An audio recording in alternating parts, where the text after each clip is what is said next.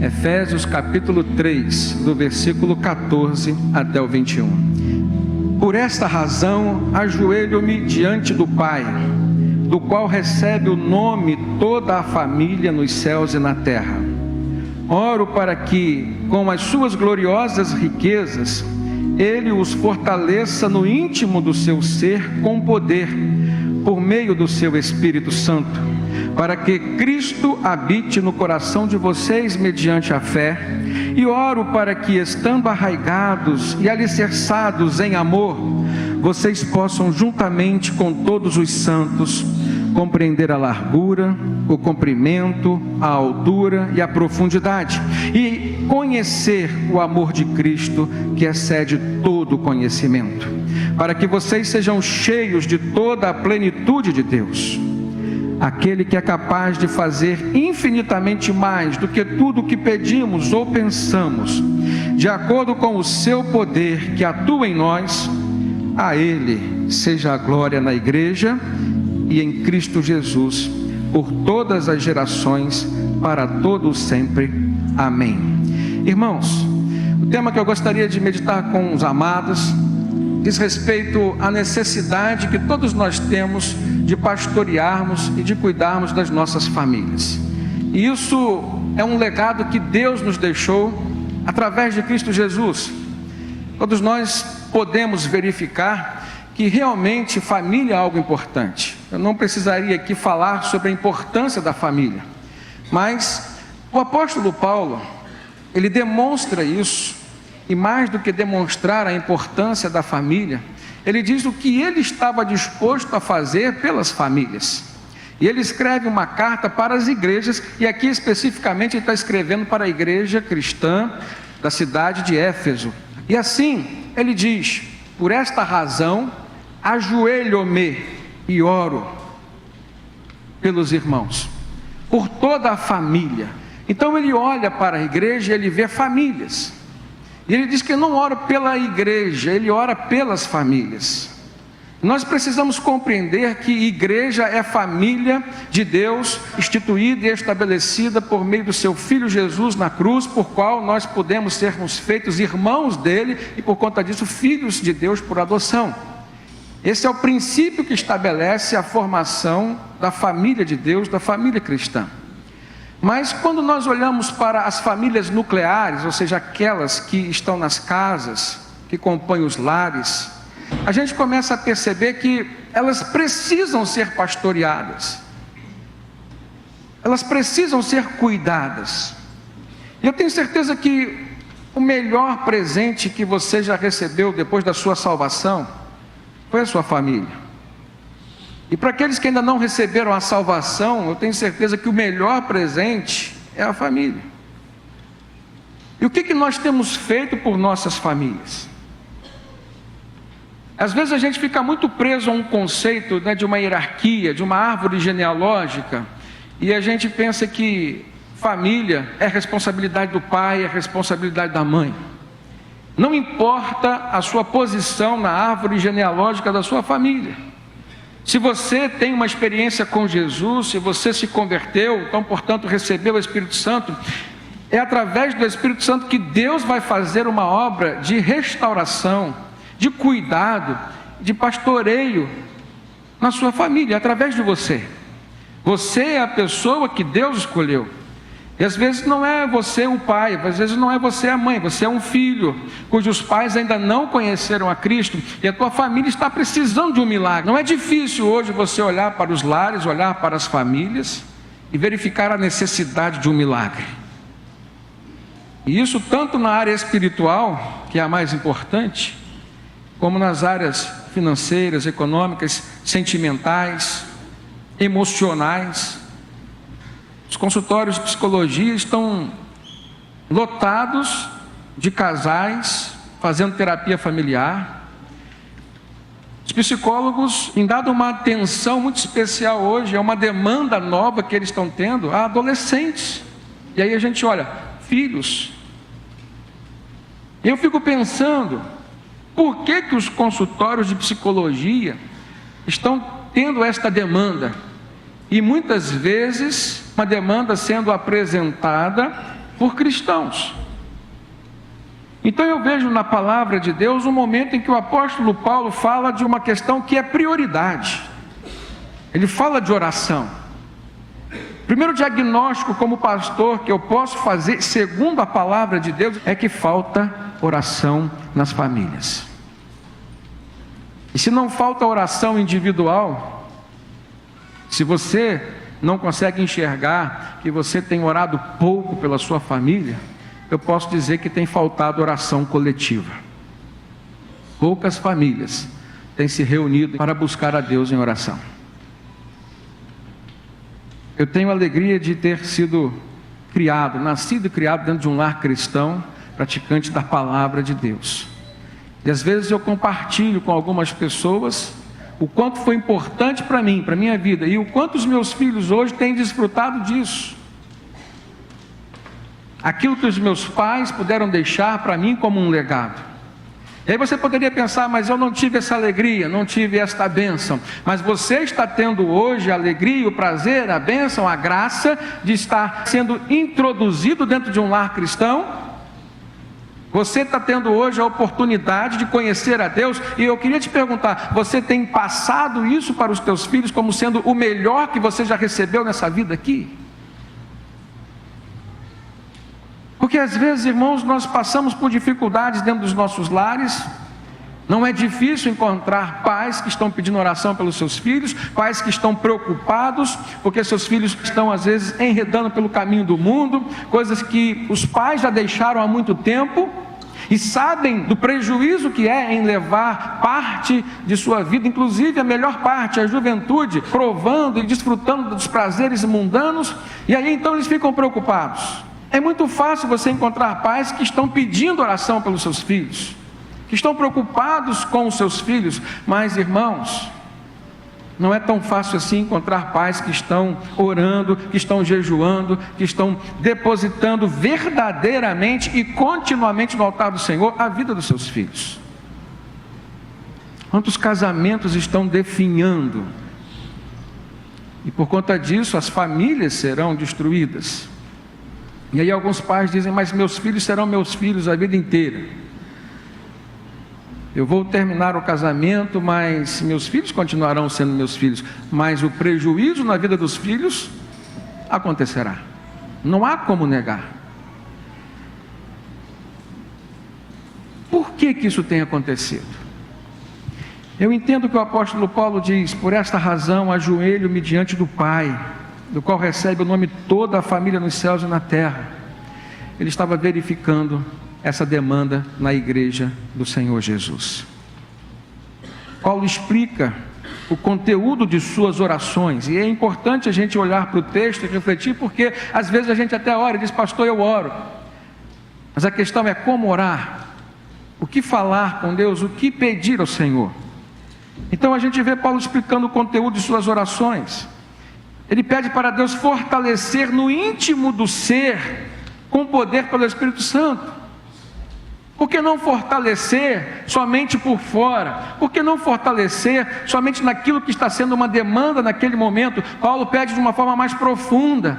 Ele pede um fortalecimento pelo Espírito Santo. Não é um fortalecimento pura e simplesmente emocional. Não é um fortalecimento no conhecimento intelectual. Ele não pede a Deus para que as crianças daquela igreja tivessem uma boa educação secular, um bom colégio. Ele pede para que Deus pudesse tocar no íntimo do ser daquelas famílias. E só há uma maneira de sermos tocados no íntimo do nosso ser, através do Espírito Santo, que comunica Deus com o nosso espírito. Você tem levado a sério a sua vida espiritual, o seu relacionamento com Deus através do Espírito Santo? Paulo disse em outra carta, não extingais o Espírito, ou seja, não deixe o Espírito se extinguir dentro de você, a ação do Espírito, o mover do Espírito Santo na sua vida, porque isso lhe causará grandes prejuízos. Em segundo lugar, a gente vê que ele pede a Deus para que aquelas famílias fossem arraigadas e alicerçadas em amor, ou no amor. E quantas vezes nós não temos dado prioridade ao amor, nos nossos lares. Às vezes até usamos o amor como uma justificativa, um subterfúgio para deslancharmos na nossa carreira profissional.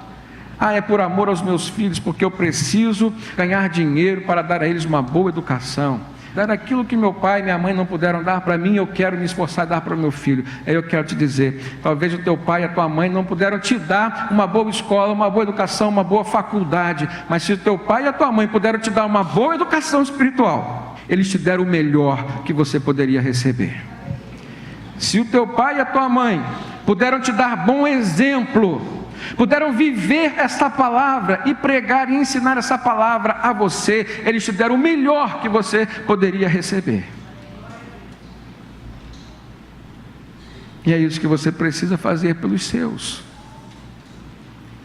A gente olha para o cenário político nacional, que tem sido motivo de chacota para muitos, motivo de oração para outros, e a gente vê tanta gente corrupta, tanta gente roubando, e a gente olha, são doutores, são médicos, são PhDs, gente que teve boa formação escolar, são advogados, professores universitários, e estão fazendo o que estão fazendo por quê? Porque não tiveram a palavra de Deus, ou negligenciaram a palavra de Deus nos seus corações. O amor tem que ser o alvo principal. E a Bíblia diz que Deus é amor. Não há como você viver o amor, não há como você ensinar o amor distante da palavra de Deus. Paulo pede para que haja compreensão nas famílias. Irmãos, quantas pessoas estão sofrendo hoje porque não são compreendidas? E se há alguém numa família que não está sendo compreendida, é porque existe uma outra pessoa que não a consegue compreender. E às vezes a gente está muito preso àquilo que nos dói. Eu não sou compreendido. Mas quando chega a nossa hora de nos esforçarmos para compreendermos o outro, a gente não quer fazer a nossa parte. Paulo pede para que eles possam conhecer o amor de Cristo. E a atitude de conhecer, esse ato de conhecer, irmãos, demanda esforço. Muitas pessoas querem conhecer a Deus, mas poucas pessoas querem estudar a palavra do Senhor. Muitas pessoas querem conhecer a razão do seu problema, mas poucas pessoas querem se esforçar para alcançar essa compreensão, esse discernimento espiritual, que não virá, irmãos, na vida de quem não tem compromisso nem comprometimento com Deus. O Espírito Santo ele vai agir na nossa vida na medida do nosso comprometimento com Ele, na medida do nosso esforço por santidade, na medida do nosso esforço por comunhão com Ele. Então a gente aprende, segundo o apóstolo Paulo, que família é um lugar onde acontece que nesse texto ele aborda pelo menos 4 coisas. Conhecermos os bons sentimentos. E aí a gente pensa nessa atitude de conhecer como sendo uma atitude de busca, de esforço pelo conhecimento, o conhecimento do outro, o conhecimento do coração do outro, para que se possa conhecer os sentimentos do outro. É lugar de vivermos bons relacionamentos.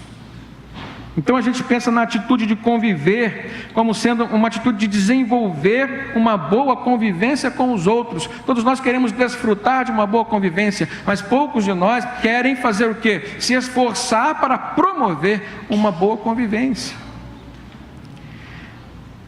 Família é lugar de aprendermos bons ensinamentos.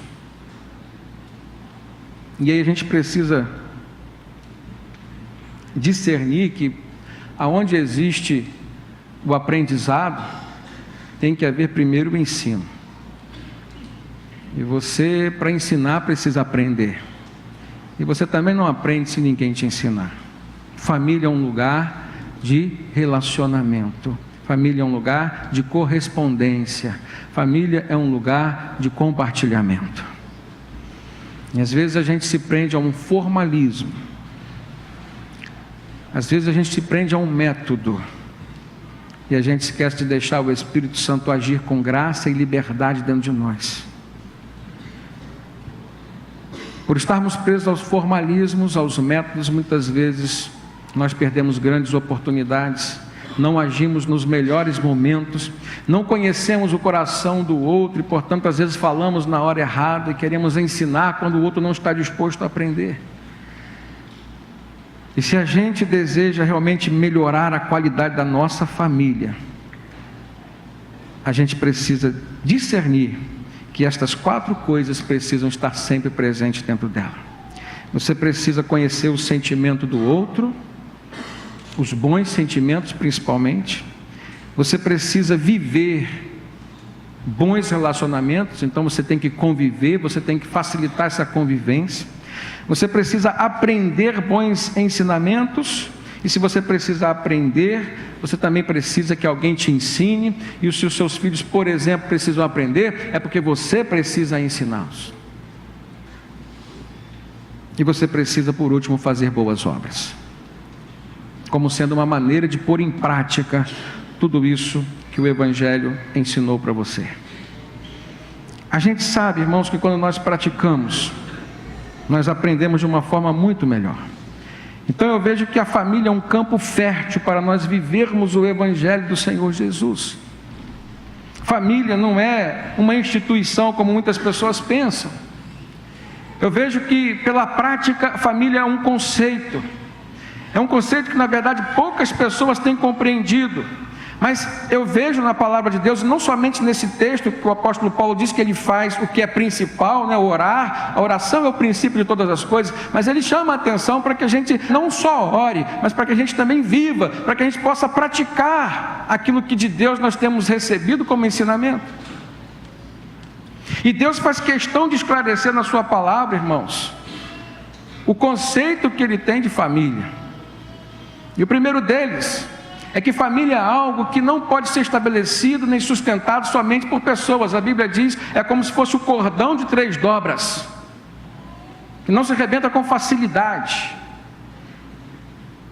E essa terceira dobra é a presença de Deus. No Salmo 127, no versículo 1, o salmista diz, se o Senhor não edificar a casa, em vão trabalham aqueles que a edificam. Se o Senhor não vigiar a cidade, em vão vigiam as sentinelas. Inútil vos será levantar de madrugada e sair para granjear, para trazer o pão de dores.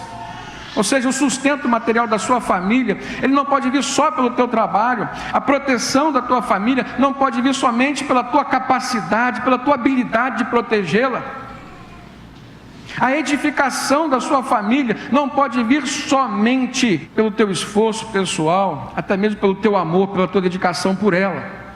É se o Senhor não estiver presente em todas as áreas da sua família, inútil será todo e qualquer tipo de esforço teu.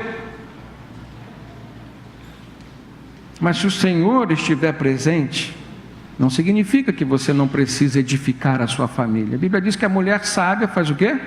Edifica a sua casa, e a tola a destrói com as suas próprias mãos. A gente precisa participar, a gente não pode fazer sozinho. A gente precisa ter a presença de Deus lá, atuando, agindo em nosso favor. É claro, irmãos, que algumas pessoas estão passando por dificuldades e às vezes não tem na sua família esses atributos, essas características que uma família cristã pode ter. E às vezes você olha e diz assim, pastor, mas para você, isso é muito fácil, porque a tua família é uma família toda convertida, você foi criado num lar evangélico, filho de pastor, e na minha família não é assim. Eu quero te dizer em nome de Jesus, não exija nada da sua família, exija de você. Porque se ela não é assim, se ela não é um ambiente profícuo para a pregação da palavra, para a vivência da palavra de Deus, é através de você que as coisas vão começar a melhorar ali.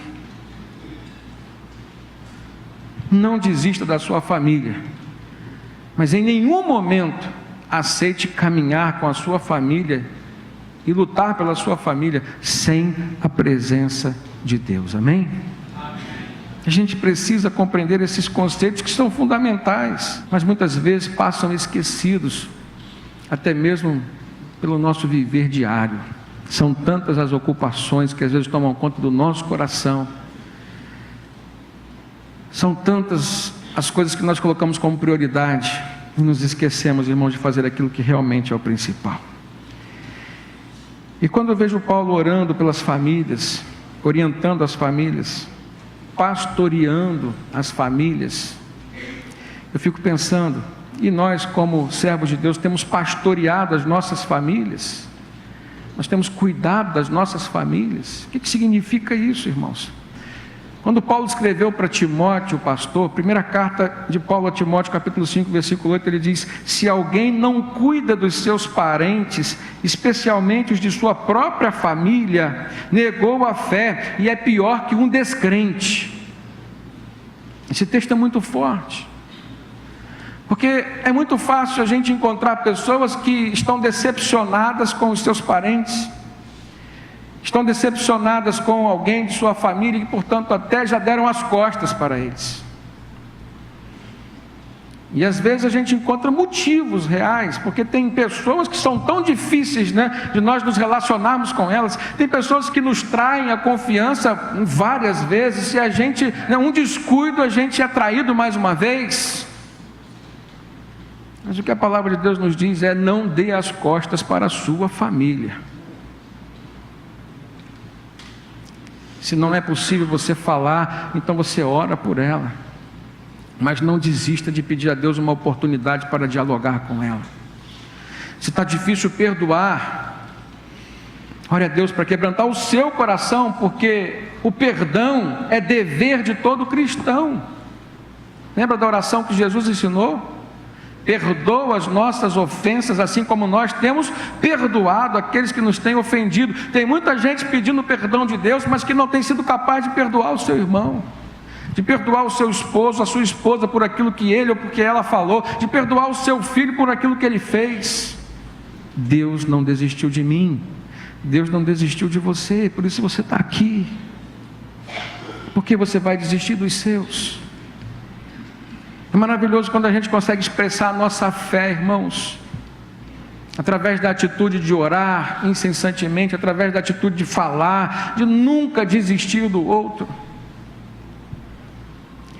Pastorear e cuidar de uma família significa então conhecer e desenvolver bons sentimentos dentro dela e por ela também. Às vezes você tem bons sentimentos pela sua família, mas você não desenvolve dentro da sua família os bons sentimentos. Paulo fala: vós pais, não provoqueis a ira aos vossos filhos. Mas é difícil você encontrar um pai, uma mãe que não ama o seu filho. E aí a gente compreende que até quem ama provoca a ira no outro. Não é assim? E quando a gente vê Paulo depois ensinando, a gente precisa desenvolver bons sentimentos. A nossa atitude precisa ser reavaliada muitas vezes por nós mesmos. E não há problema algum para um pai, para uma mãe voltar atrás, quando pelo Espírito Santo ele recebeu o discernimento de um erro que ele cometeu. Pessoa humilde é aquela que, quando reconhece os seus erros, volta atrás. Agora é preciso conhecer o coração das pessoas que estão lá na família. Eu vejo um exemplo de um casal na Bíblia, os pais do profeta Samuel. Mas esse homem chegou ao homem que foi, a estatura espiritual e social que ele alcançou, foi profeta, sacerdote e juiz de Israel, porque foi criado dentro de um lar onde o pai e a mãe temiam a Deus. Foi fruto de um milagre, a sua mãe o ofertou para servir a Deus. E o seu pai conhecia o coração da sua mãe. Eucana conhecia o coração de Ana. Ele sabia que ela vivia amargurada porque não podia ter filhos. Ele sabia o quanto ela sofria. E todas as vezes que ela queria ir até Siló, onde ficava a tenda da congregação, onde ficava o sacerdote ali, aonde ela cultuava a Deus, aquele marido, ele nunca negou a ela uma ida até o templo, a tenda da congregação. Ele participava com ela nas suas dores, no seu sofrimento. Chegou a dizer, tentando consolá-la: não te sou eu melhor do que 10 filhos? Tal era o esforço que ele fazia para suplantar aquela dor no coração da sua esposa de não poder ter filhos. O fruto do milagre na vida de Ana foi a sua oração, mas teve a cumplicidade, a participação do seu esposo.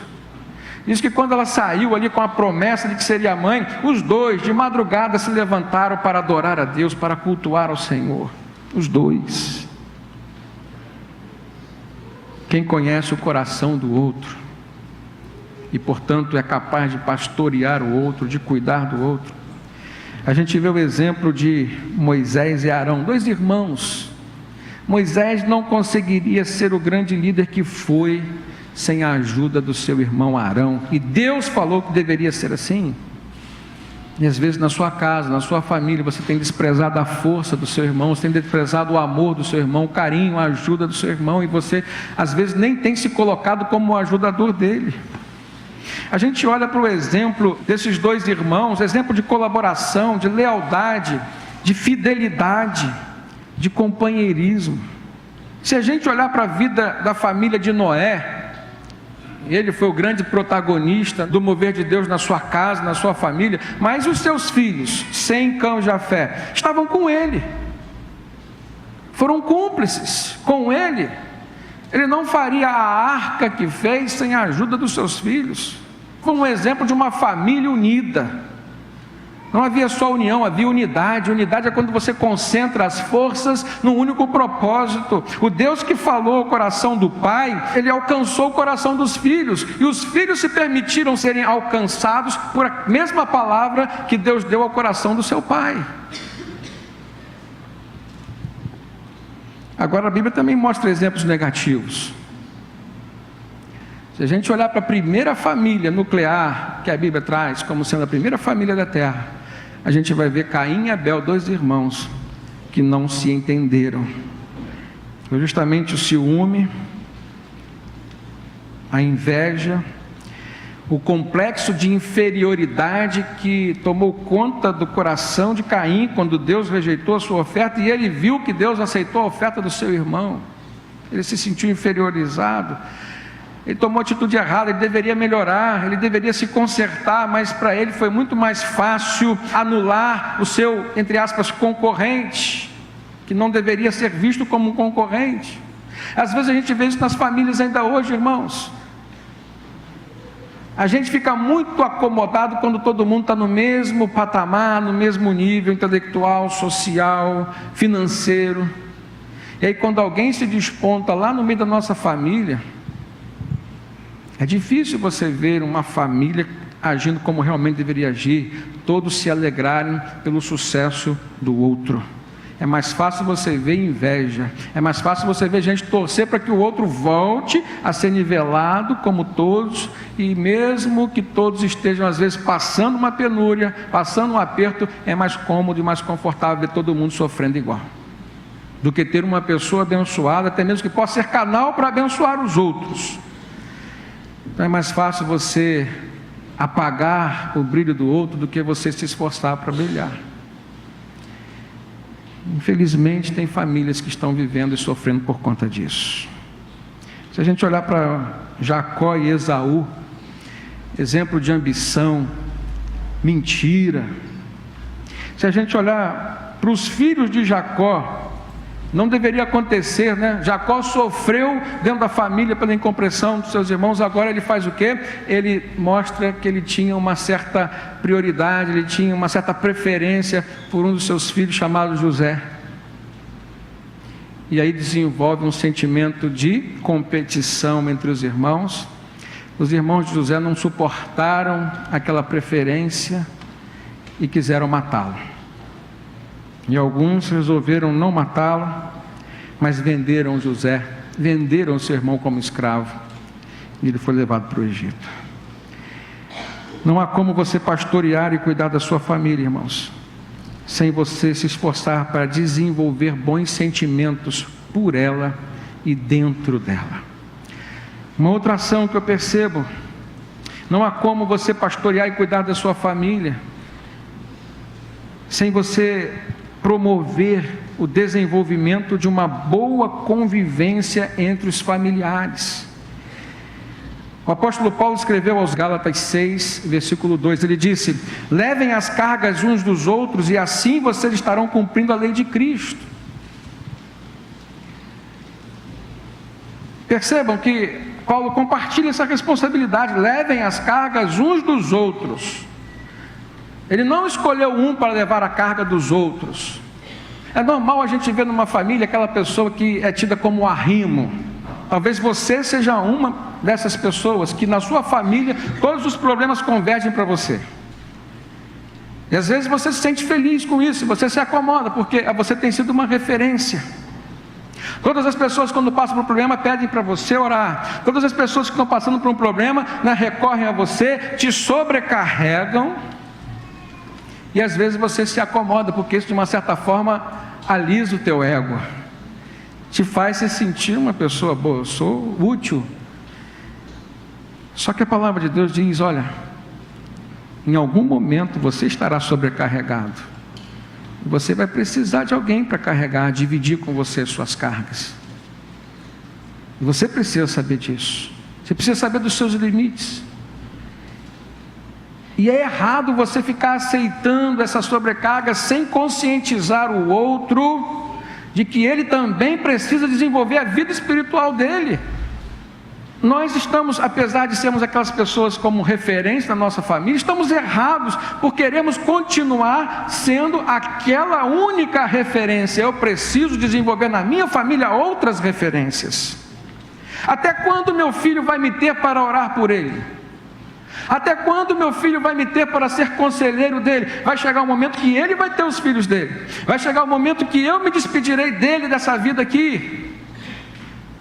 Você não sabe do amanhã. Então não se acomode com o hoje, que te coloca como uma referência, que te coloca como um expoente, como alguém que carrega as cargas de todos, mesmo que isso te faça bem. Comece a orar para que Deus levante outros na sua família para compartilhar com você. Você que é esposa, mulher de oração, e aqui temos muitas, não se acomode como sendo a intercessora única da sua casa. Leve o seu marido a ter experiências de oração, a ter experiências espirituais com Deus, a assumir o papel dele também de compartilhar com você as cargas espirituais da sua casa, do seu lar. Leve os seus filhos a compreenderem que você também é carente do amor deles, da compreensão deles, que você não é perfeito, e que eles também precisam te compreender. Eles não somente precisam ser compreendidos. Assim você vai estar preparando um ambiente propício, conforme a palavra de Deus diz que tem que ser. Assim você vai estar contribuindo para o bem comum. Nessa carta aos Efésios, mais na frente, no capítulo 4, versículo 32, Paulo continua orientando as famílias. Ele diz: sejam bondosos e compassivos uns para com os outros, perdoando-vos mutuamente, assim como Deus os perdoou em Cristo. Quantas famílias estão aí se arrastando, com gente, com parente, brigando um com o outro, sem liberar o perdão para o outro, e gente que é crente, gente que se diz cristão. Irmãos, nós não podemos ser hipócritas e dizer que o perdão é fácil. Seria uma hipocrisia muito grande da minha parte dizer que perdoar é fácil. Mas quando a gente olha num espelho espiritual e a gente vê que Jesus foi capaz de nos perdoar, sendo nós quem somos e quem fomos, que impedimento há para eu liberar perdão para o meu irmão? Que ofensa pode ser maior do que a nossa ofensa com relação a Deus, com relação a Jesus? Então, se você realmente é um cristão convertido, consciente do tamanho do perdão que você recebeu de Jesus lá na cruz, pelo amor de Deus, libera logo o perdão no seu coração. Libera logo o perdão e caminhe livremente, segundo a força, o poder do Espírito Santo, segundo o amor de Deus derramado por Jesus na sua vida. Amém, irmãos? Nós temos casos emblemáticos de atitudes erradas dentro da família, atitude facciosa. A gente olha para Rebeca, mãe de Jacó e Esaú. Aquela mulher preferia Jacó. Ela incentivou a mentira, a traição, mentira do filho para com o pai. Ela ensinou seu filho Jacó a mentir para o próprio pai. e gente que conhecia Deus.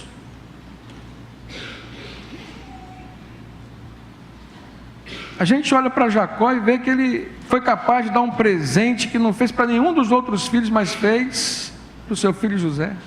São atitudes que geram facção, que geram sentimentos ruins, que não geram uma boa convivência.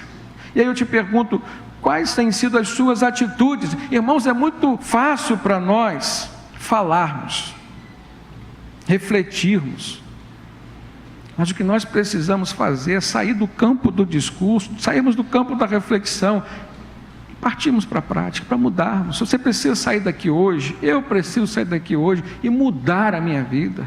Por melhor que você esteja, por melhor que você seja, por melhor que esteja a tua família, em Cristo Jesus, existe uma forma dela melhorar. Você precisa ter coragem para fazer isso. Ter coragem para fazer isso. Tem crente que não gosta de se expor a um autoexame, como Paulo disse aos Coríntios. Tem gente que não gosta de se expor nas suas orações. A gente sai da presença do Espírito algumas vezes, principalmente quando o Espírito está nos mostrando aquilo que a gente não quer ver, que precisa ver, mas que a gente não quer ver. Sim ou não? Talvez eu quero chegar a esse ponto com vocês, que talvez a sua família não esteja hoje no patamar que ela poderia estar. Talvez a sua casa, a sua família, o seu casamento, o seu relacionamento com seus filhos não é hoje o melhor que ele pode ser, aquilo que você gostaria que fosse, por você. Não estou transferindo culpa para ninguém, mas eu estou colocando os irmãos como agentes corresponsáveis pelo ambiente no qual nós vivemos. E quero dizer mais, se alguma coisa pode mudar, provavelmente ela vai mudar a partir de você, a quem essa palavra chegou. Agora você precisa agir.